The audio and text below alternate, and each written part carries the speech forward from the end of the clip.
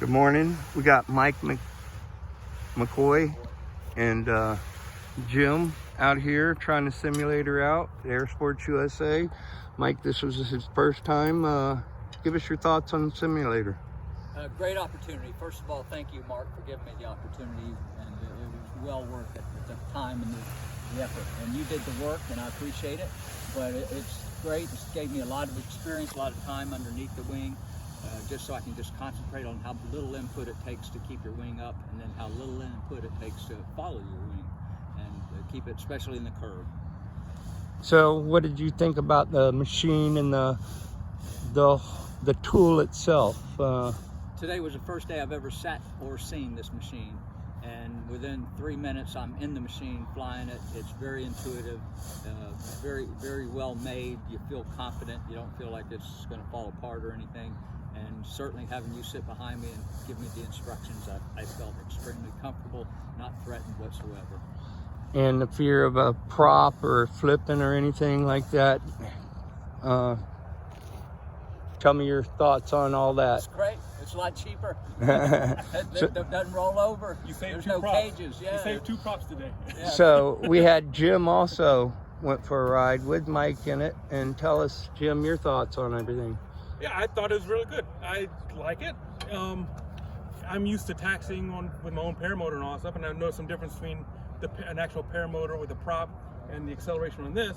But this is great for somebody that doesn't know how to taxi yet and all that stuff. This is a great way to introduce them to how to taxi to the wing control. It's all about wing control, and this is a great way to start it. That's for sure. Right. Just more than you guys are both been flying for 10 years or so. So this is really built for students in their first time. How do you think this is compared to what's been, because what we've always learned was with that spin and prop. Now we have the opportunity to learn a little safer. What is your thoughts on students getting into the sport and being able to utilize this tool for others? Student-wise, for sure.